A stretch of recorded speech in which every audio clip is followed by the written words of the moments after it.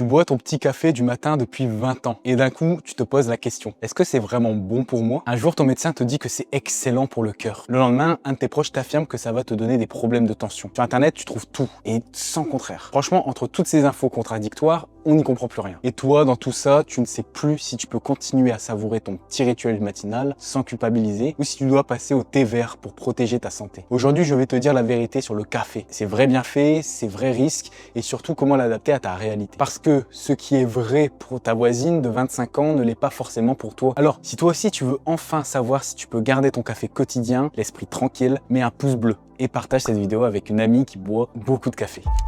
Partie 1, pourquoi le café peut être ton allié? Commençons par comprendre ce qui se passe vraiment dans ton corps quand tu bois ton café du matin. La caféine, c'est un stimulant naturel. Elle agit un peu comme un interrupteur. Elle bloque l'adénosine, cette molécule qui normalement ralentit ton activité nerveuse et prépare ton corps au sommeil. Et du coup, les signaux de fatigue n'arrivent pas jusqu'à ton cerveau. Et toi, tu te sens instantanément plus réveillé. Mais ce n'est pas tout. En même temps, la caféine stimule la production d'adrénaline. Tu sais, cette hormone qui accélère légèrement ton cœur, augmente ta vigilance et te donne ce petit boost d'énergie. C'est exactement ce qu'on recherche pour attaquer la journée avec plus de tonus. Et puis le café ne se limite pas à ça. C'est aussi une vraie petite bombe d'antioxydants. Et ces molécules ont un vrai rôle. Elles protègent tes cellules du vieillissement prématuré. Longtemps, on a eu peur pour le cœur. Mais aujourd'hui, les recherches montrent qu'une consommation modérée de café pourrait au contraire protéger tes faisceaux sanguins et aider à maintenir un système cardiovasculaire en bonne santé. Quand je dis modéré, ça veut dire environ 2 à 3 expressos par jour maximum. Soit 200 à 300 mg de caféine. Pas 6 grandes tasses enchaînées du matin au soir. Ton cœur bat plus fort. Il s'entraîne. Et côté cerveau, c'est la même histoire. Sur le moment, le café stimule ta concentration et ta mémoire immédiate. Et à plus long terme, plusieurs grandes études observent même une association entre une consommation régulière de 2 à 3 tasses par jour et un risque réduit de développer l'Alzheimer ou le Parkinson. Bien sûr, ce n'est pas une garantie, mais ça montre qu'un café bien dosé peut être un allié pour ton cerveau, pas un ennemi. Enfin, parlons de ce qui t'intéresse sûrement, tes performances physiques. Tu tiens plus longtemps, tant en endurance, tu gagnes en force et tu sens que tu peux pousser un peu plus loin sans forcément t'épuiser. Alors oui, le café peut être un allié santé, mais comme toujours, la magie est dans la dose. Parce que ce qui est bénéfique à petite quantité peut devenir un poison si on abuse. Partie 2, les pièges à éviter.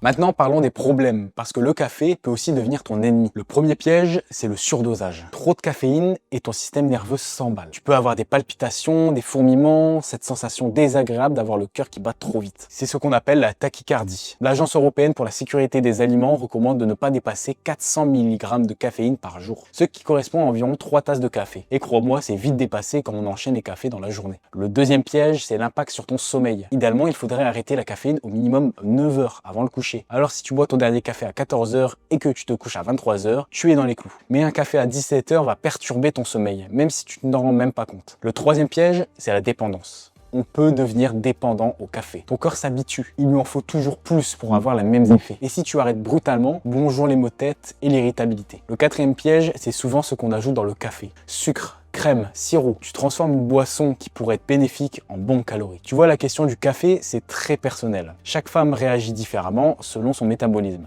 son niveau de stress, ses hormones. C'est exactement pour ça qu'on a développé une approche individualisée chez Maman In Shape. On prend en compte toutes tes spécificités pour t'accompagner de façon personnalisée. Et si tu veux découvrir comment atteindre ta silhouette idéale durablement, on t'offre en ce moment un bilan santé gratuit avec l'un de nos coachs spécialisés. Pendant cet échange, on va identifier ce qui fonctionne pour toi et ce qui pourrait être amélioré. Donc si tu veux réserver ton créneau, clique sur le lien dans la description ou dans le commentaire épinglé. Partie 3, ce qui change après 40 ans. Après 40 ans, ta relation avec le café change et c'est normal. Ton corps n'est plus le même qu'à 25 ans et il réagit différemment à la caféine. D'abord, ton métabolisme ralentit. Ton foie met plus de temps à éliminer la caféine. Du coup, ce petit café de fin d'après-midi, passé crème avant peu aujourd'hui, sabotait ton sommeil. Ensuite, il y a les hormones. Pendant la périménopause ou la ménopause, ton équilibre hormonal bouge énormément et la caféine peut amplifier certains symptômes. Bouffée de chaleur plus intense, irritabilité qui monte plus vite et une nuit encore plus agitée. Ajoute ça à ton quotidien parce qu'entre le boulot, ta maison, tes enfants, ton niveau de stress est déjà bien élevé. Et dans ces moments-là, la caféine peut amplifier la réponse au stress en accentuant les pics de cortisol, cette hormone qui grimpe quand tu es sous pression. Résultat, si tu es déjà fatigué, anxieuse ou tendue, ton café peut devenir ta goutte de trop qui fait déborder le vase et t'empêcher de souffler. Et puis, il y a un autre facteur qu'on oublie souvent. Ta sensibilité à l'insuline diminue avec l'âge. Ça veut dire que si tu rajoutes du sucre dans ton café ou que tu accompagnes toujours ta tasse d'un petit biscuit, l'impact sur ta glycémie est bien plus marqué qu'avant. Pic de sucre, coup de fatigue et derrière, une envie de grignotage qui revienne plus vite. Mais attention, il ne s'agit pas de diaboliser le café parce qu'il y a aussi du positif. Et ses effets protecteurs prennent plus d'importance, justement parce que les risques de maladies cardiovasculaires ou neurodégénératives augmentent avec l'âge. En clair, le café peut toujours être ton allié après 40 ans. Partie 4, les conseils pour bien faire. Alors concrètement, comment faire pour optimiser ta consommation de café après 40 ans? La première étape, c'est de tester ta tolérance. Et le meilleur moyen de savoir où tu en es, c'est de faire une petite pause. Je sais, ça peut paraître radical, mais essaie d'arrêter complètement le café pendant 7 jours. Cette coupure, c'est ton reset. Pendant cette semaine, observe ton corps. Est-ce que tu dors mieux? Est-ce que ton anxiété diminue? Ou bien est-ce que tu sens que ton énergie chute vraiment? Ces observations vont t'aider à comprendre ta vraie relation au café, sans filtre. Ensuite, une fois cette parenthèse passée, tu peux réintroduire le café progressivement. Une seule tasse le matin, puis regarde comment ton corps réagit. Si tu es bien, reste là-dessus. Si tu sens que tu te stimules trop ou que ça perturbe ton sommeil, ajuste la quantité. Le deuxième point, c'est le timing. Le café reste longtemps dans ton organisme. Ça veut dire que ton café de 16 h peut encore t'empêcher de trouver le sommeil à 23 h. L'idéal, c'est de te fixer une limite. Pas de café après 14 h si tu te couches à 23 h. Et adapte cette règle à ton propre rythme. Mais garde en tête qu'il faut environ 9 heures entre ton dernier café et ton coucher. Ensuite, parlons préparation. Plus ton café est préparé en douceur, plus il garde ses antioxydants. Donc privilégie une eau frémissante, autour de 90 à 95 degrés, et un temps d'infusion correct.